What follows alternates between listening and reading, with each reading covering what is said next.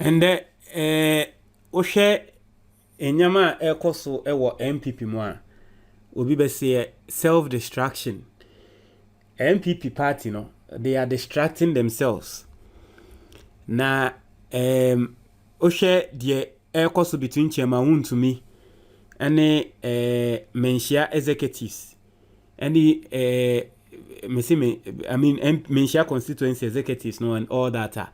Enye ntoka ketwa na ekoso ewo the Ashanti region utie the nkrofo kan say omudin. Now another story so and say enra won say me de bremo say yes say candidate ti aka no obi okotua say o ma say 500 cedis to every delegate and onya 15 votes per and I was say okobo delegate ni dua.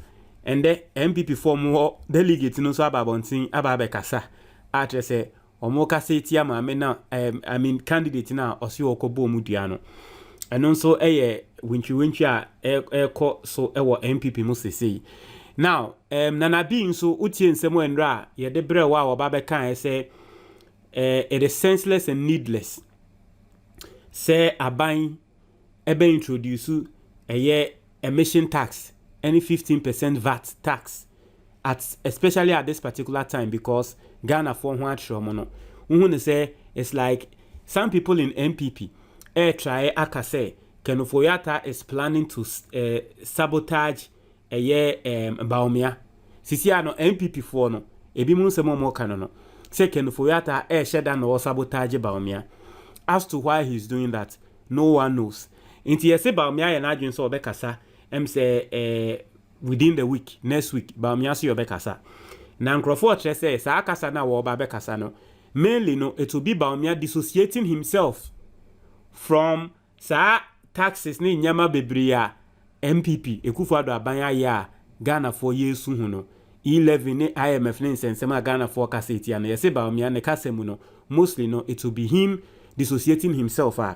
Obetre say ebia no need to me and all that. So we are waiting for him. Now there's this article that is trending. Or say Ofori Atta sabotaging Bawumia's presidential bid with excessive taxes. So this is what the MPP strongly believes that Ofori Atta is doing. Now yenkon kinkai na wankasa wo party. Na President Ekufuado history. President Ekufuado the record that was set wo man we mu. Never in the history of this country and a party be omo executives ene omo MPs rise ti a president ne say asumesi a wa elect no and asumesi a wa select no as minister no onya de yi ni free ho wenfi. Never in the history of this country a party nankasa executive to be babo te beka say dabi we de mu ye de ntwa ye na so still na nipa kro ni mfi yenkenkan. As the Vice President of Ghana, a new patriotic party flag bearer, Dr. Mahmoud Bawumia, is set to address the nation on Wednesday, February 7, 2024, unveiling his vision for the country in his quest to succeed his boss, President Nana Akufo-Addo, in January 2025. However, the anticipation of this address is overshadowed by the enforcement of value-added tax on household electricity bills and the Emissions Levy Act 2023, Act 1112, which imposes significant taxes on vehicle owners. As the insiders have promised surprises in Dr. Bawumia's address, which a memo issued by the MPP said will be on the theme Ghana's next chapter, selfless leadership and bold solutions for the future. As the Vice President is likely to distance himself, just like I was saying, so the Vice President is likely to distance himself from the many policies, especially the excessive taxes, including VAT on electricity bills and emissions levy. So almost the Vice President, Bawumia kasa wo ba beka Wednesday, wo beka se wono the taxes bebrebe na MPP aban wo mo de aba no nim ho hwe. Yesi Bawumia asema wo beka tre Ghana for no. Also implemented by the Ghana Revenue Authority from February 1st, 2024, the emissions levy has led to an uproar among Ghanaians, particularly due to the substantial amounts some vehicle owners are required to pay annually The taxes range from 75 cedis for motorcycles and tricycles to 300 Ghana cedis for cargo trucks and articulated trucks. Now, for people who don't understand what is going on, Ghana for amwa abroach, meaning say bebre na amwa Ghana ha say no. Sorry, bebre na Ghana for amwa abroach, bebre na no more running business or Ghana ha. One of the very common businesses are yana Ghana for amwa abroach run and say motor and car ewa Ghana ha na eye juma mamo. Meaning Ghana for amwa abroach kra na mumu bebre no mo ato buses and a buses ni ye juma wa Ghana mamo. Mumu bi kra no mo ato taxis and now Uber and ye juma eden amamo. You see, ebia na wo tie me. Na wotie me no wo ahwea car baako beye 50 ana obi emfa ne say obi wa ahwea cars baako yes I mean wo obi tie me o wa ahwea cars wa bre ne mogenia e create business transport business a owo ahwea cars baako 50 out of nowhere. Okay, out of nowhere sa tax ya president Akufo-Addo edebe out of nowhere. Every single year, I was so with 150 old million, 15,000 cedis, 150 million out of nowhere. That is the effect of that tax year king. Out of nowhere, I was so with 15,000 cedis every single year. Sabe, I hear car ne krano, say na wunya maintenance and buy because I hear car ne ya no maintenance na grow. Not in a year. Ubetia 15,000 cedis every year in Subetia. The implementation of this new tax, that is what it is going to cost.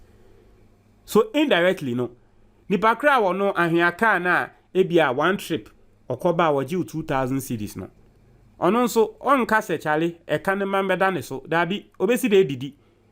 No ne ahia car wo de ye adwuma no mebo ka out of nowhere from thin air umbetia 15,000 cedis dabi.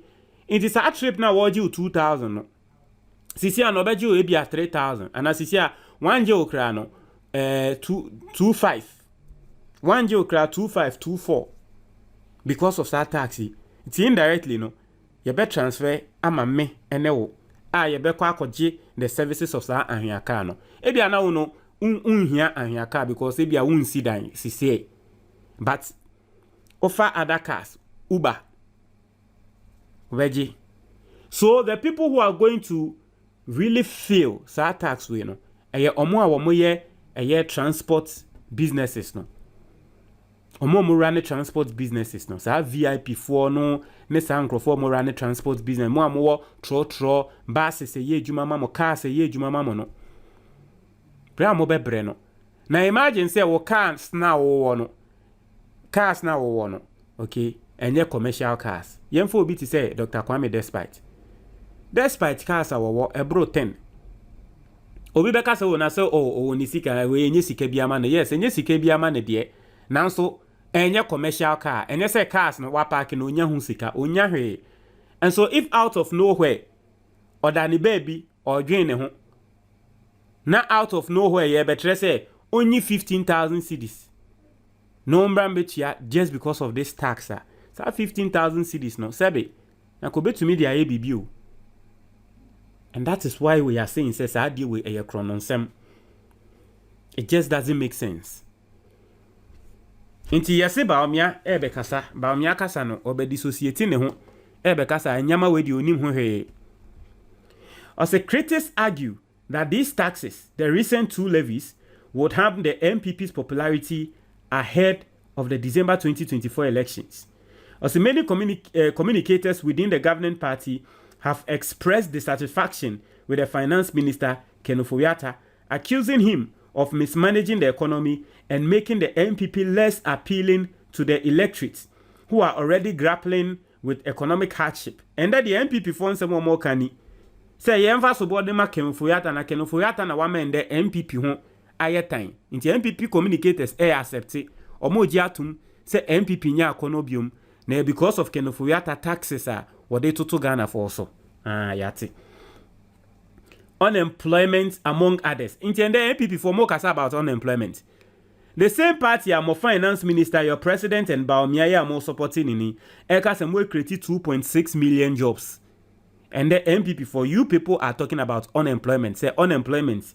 MPP. Omunya appealing biom. Hey, say me nim say no quality mumusa.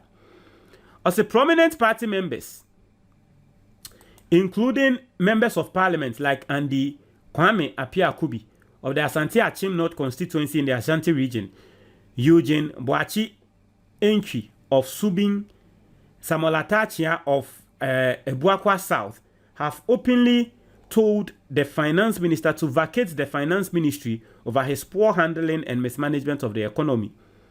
The Emissions Levy Act, enacted in December 2023, aims to address greenhouse gas emissions by imposing levies on carbon dioxide equivalent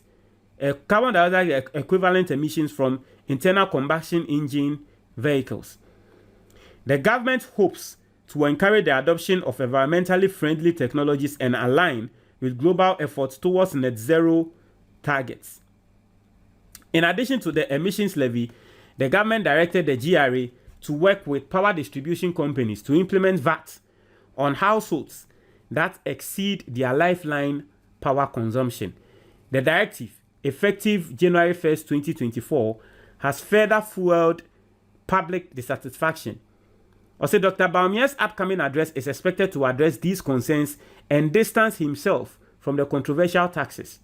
Also, as the nation awaits his speech, the political landscape is tense, with accusations of internal sabotage affecting the party's unity ahead of the crucial elections. The event will take place at the Kofi Ohene Kunedu Auditorium, University of Professional Studies, at 4 p.m. and will be the Vice President's public address in a long time and its first since his election as MPP flag bearer in November 2024. And it goes on, the new Emissions Levy Act is a tax measure enacted by Parliament in December 2023 and aims to impose a levy on carbon dioxide. Now, you see, and some of the people I blame, MPP for Momo, you people, you have no way out.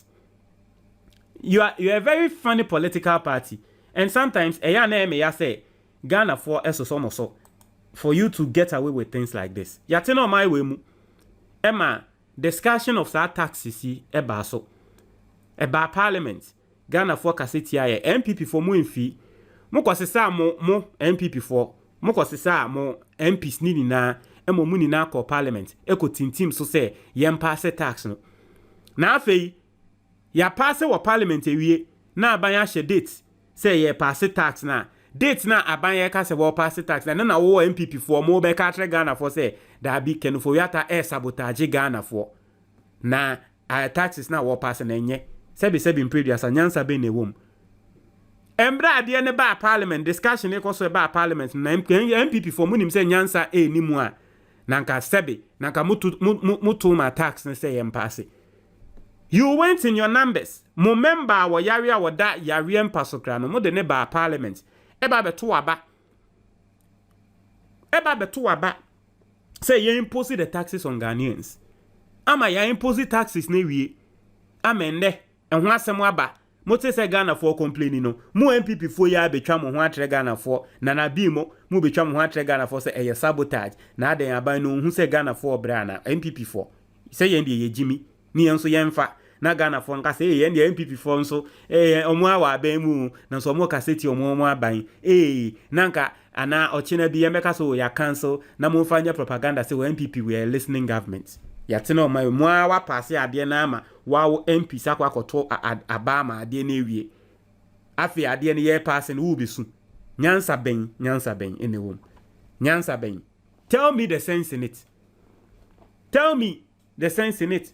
One why will lead the na ko parliament ma wa found crofo ahwepe omo in line say wo mo nto aba ma ade no ya to aba ma ade na ewie ni ya tell say ye implementing the day ya ye be implement ade ni day na wa twetwe be su atre Ghana for na so musu MPP Ghana for na so muso na mo de isi de bia na esisa na ye na etoma mo yen ene etoma mo de bia esisa na ma family me Ghana card say ID card say the voters ID me wo two Ghana card so ho de mo pese ye de beto ababia ye beto edu ho a ye be kisi no esi se ya na mafa na me kisi because edu awie said this year na na beto aba na enya sisi na ewura second month mu nti edu awie say aka 10 months mu say mu si yete ha me de maka na eye mu say obi ba be wie mu amamu a obewia ne ahe eye mu say Ghana for ya say mun share my comment box ni mu me da say